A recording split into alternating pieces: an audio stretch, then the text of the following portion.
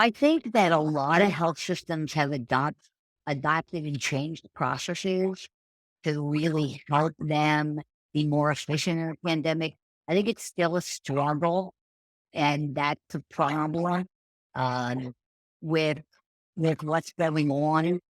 So, we have uh, some major problems there with um, folks who are uh, still trying to struggle with a shortage of staff.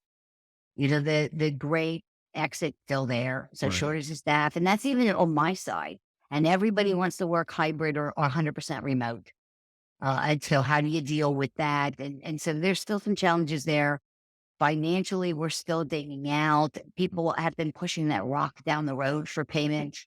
Now they've got to figure out, when do I start doing the things I've been putting off and what's the most important, which goes back to the legacy.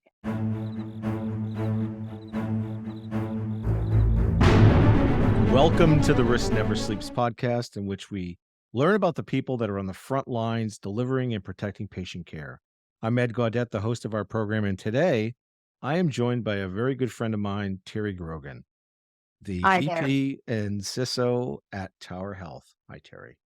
Hi, Ed. Thanks for having me. Yeah, good to see you again. We've worked together for a number of years, haven't we? Yes, we have. Yes, we have in a couple of organizations. Yeah, At a couple of different organizations. That's right. Are you still working with Imprivata? we are still Oh, working good. with Imprivata. Yeah. Yeah, Yeah. It's a great product, great it company. is. It is a great product. Yeah. Excellent. Well, tell us about your current role and Tower Health.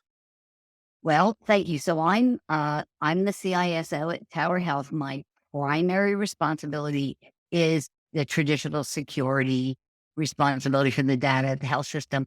I also have a oversight over infrastructure and technology. Mm. So because they're so tied together, especially on the network side, for example. So I have a lot of oversight over that as well.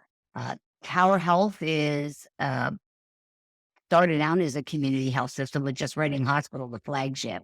We now have Phoenixville and Pottstown as two other hospitals, a large relationship with St. Christopher's, which is a children's hospital in Philadelphia, and then quite a number of physician practices around the community.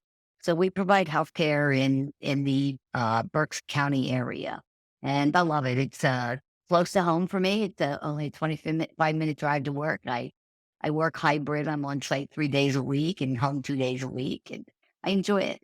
People are great, great culture. Excellent. Yeah, that area is that's a great area. I've done a number of trips in that area for customers. I've also I did a lot of trips to Gettysburg as a child too. Oh, I love Gettysburg. I go horseback riding there. Oh, do you? So Yeah. I ride my horse through Gettysburg through the battleground. It's awesome. It's amazing, isn't it? It's Yes, it is. yeah. No, as a young lad, I would have much rather gone to Hershey Park, but I've been there many times as well. So no, yeah, Gettysburg was great. It was yeah. After the fifth time, though, get a little old. But enough about Gettysburg. This is about you, not about yeah. Gettysburg. So, you have a really interesting background, which we're going to get to. So tell us how you got into healthcare. Well, so it's interesting. I spent 21 years in the Army. Hmm. And I was in the Army Veterinary Corps. Now, what I did in the Veterinary Corps was mostly work in slaughterhouses and food plants. So a lot of the food side of it, not so much the living animal side, though I did do some of that. I actually took care of the mules at West Point for about a year. Oh, interesting. So I was in the Veterinary Corps. So it had nothing to do with healthcare directly or security or IT, but I liked the Army. I liked the Army. And when it came time to retire, I wanted to do something that was my passion in the Army, which was IT related. I'd gone to college for IT, and back in the 90s, that was a pretty big deal. Yeah. Um, so I wanted to do IT, and of course, I was retiring in 1998, and if you could spell PC, you could get a job in IT because Y2K was coming. Yeah. So I wanted to work in a place that gave back to people Hmm. because I love the Army because of the service. That's why I was there. Right. And so I wanted to be in healthcare. So I purposely applied to every hospital I could find that had an IT position open. And the CIO that hired me because of a drill as a drill sergeant, and he needed somebody to whip these brand new PC techs into shape because they were pulling out an old mainframe application that wasn't going to be Oh Y2K no. compliant. That started me off on the infrastructure side of IT, which I loved. And then HIPAA came around. Mm. And he said, "Hey, you knew about security in the Army, right? Yeah, you're going to be our security person." Well, that's how I moved into security. So that's how my career came. The Army got me toward where I was, and healthcare is my passion. Well, thank you for your service. And I love the fact that you were a drill sergeant. I also was in the Army for 8 years. I have a special place in my heart for the drill sergeant. We had interesting time. Yes. I'll bet. Um, okay. And you also were an interim CISO, which tell us about that role. That's really you get to see a lot in that role, I bet. So yeah, so I worked in healthcare IT for about 15 years, and then I decided to leave the company I was at, the hospital I was at, and go out on my own. I wanted to expand my horizons. I wanted to work with other healthcare clients. And so I started my own company, met up with another small company and joined forces. And we did healthcare IT only at the both the CTO role and the CISO role. So I got to work in a number of health systems. In fact, that's where I first met you. I was an Mhm. interim CISO at a hospital in the Northeast. Um, and so it's interesting being the interim CISO. You get to walk in, have the weight of what's going on, and the hope that you're going to fix all of it. And you get to see all the different ways people are handling things. And in healthcare, we all do exactly the same thing slightly differently. We are all doing the same things and often with the same vendors. Mhm. So there's good and bad about that. So you get to look really smart because you learned what didn't work at the last place you were at. So interim CISO is nice. I never had anybody treat me differently with that. I always like trying to make sure folks knew that I was there for them. And it wasn't oh, that's not part of the scope of my contract. It was, no, I'm here to help you. I'm an treat me like an employee. Mm. You just don't have to pay my benefits. Yeah. So, Well, I think also too that shared mission we have transfers regardless of who you are when you come into healthcare, absolutely. which is pretty important. So, as you think about 2023, we're getting ready to exit and go into 2024. What are the top three priorities that are on your list? Third party risk management is probably my largest. I mean, again, to continue the relationship with you, uh, I needed to understand the confusion, what was coming in and what was the risk I had coming in. So we've already gone down that path very successfully with the Censinet product. I know this isn't about Censinet, but that absolutely helped start that foundation. I'm carrying that further forward this year by looking at account management for vendors. That is another open problem when you look at the third party risk for business email compromise and vendor account compromise. I need to not have vendors on my network, or I need to manage them a different way. So Right. that's one of my largest.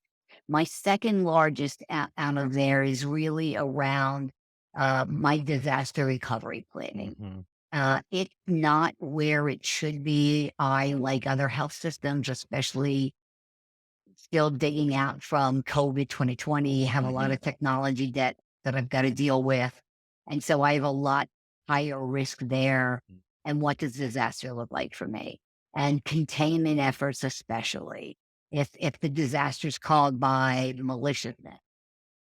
So those are really where my largest focuses are right now. Yeah, we did, as you know, we did the cybersecurity benchmarking Yep. survey, and we uncovered that many folks really needed to look at the respond and recover area within NIST.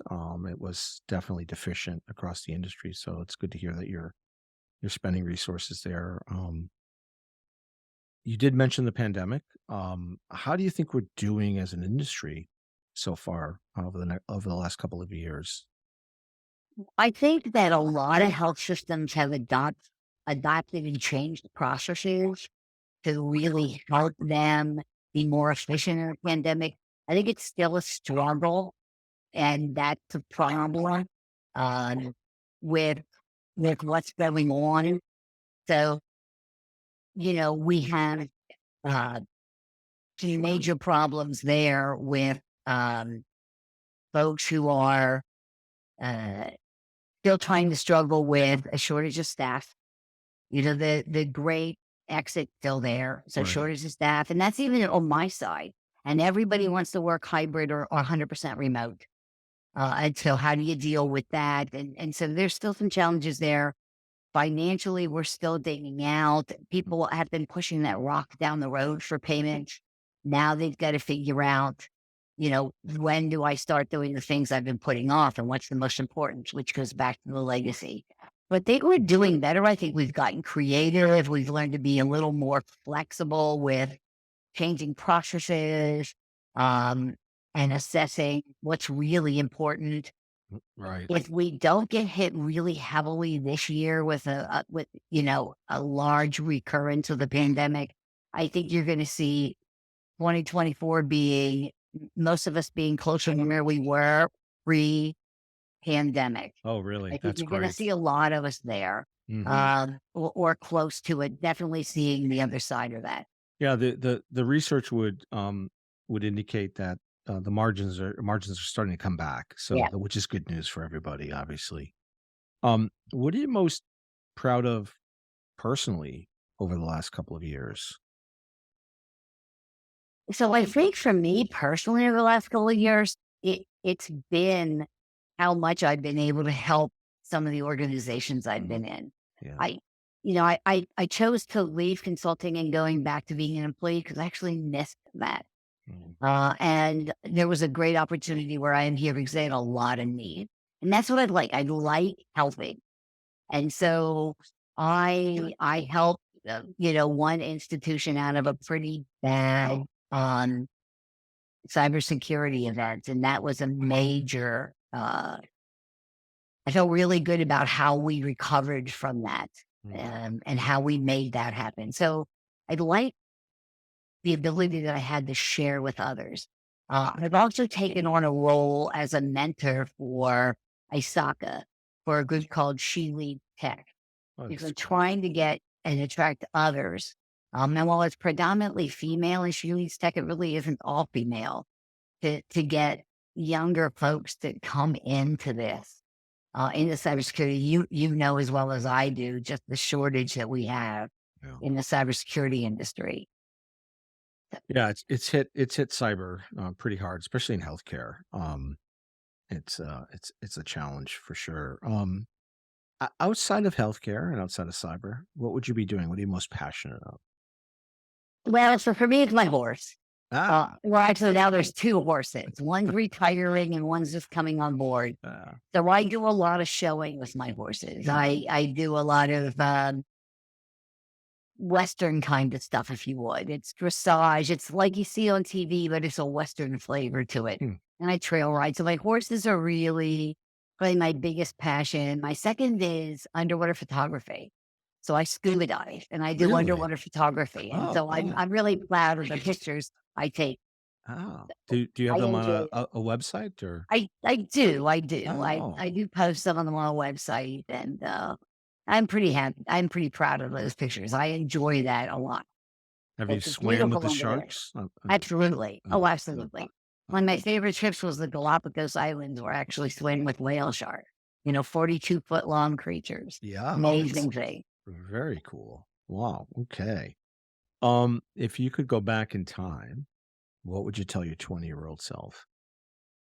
Understand that everybody actually, at the end of the day, wants to do the right thing. So one of the things that when I was younger, I attacked challenges like a chess game. What's the opponent gonna do? The opponent. What am I gonna do? Let me think 3 steps ahead. What and I read a book called Crucial Conversation years ago Yeah. that really talked about at the root of everything people want to do the right thing. And I'm not talking about hackers. I'm talking about the Yeah. normal people you interact with on a day-to-day basis. And so if you look for where the common ground is, find the thing where the two of you agree and work from there. And I find that that helps me the most today in my job. The thing that helps me the most is getting leadership to understand security and changes, because now it's not going to be convenient or easy to do something or whatever. When we're on opposite sides, figure out where we're common first and work up from there. And that's what I would tell my, don't play a chess match. Find where you're at a common theme and work together. I love that. That is unique advice on the show. So that's awesome. Did you play chess when you were I younger? did. And I I still did play, too. not nearly as much, but I love Yeah. chess. I still Yeah, love me too. chess. Yeah. You're still an opponent across the chessboard. So. Have you downloaded any of the chess games on your phone? Oh, I have. Not in Yeah. a while, but yes. Yeah, me too. Pretty cool. So that's great.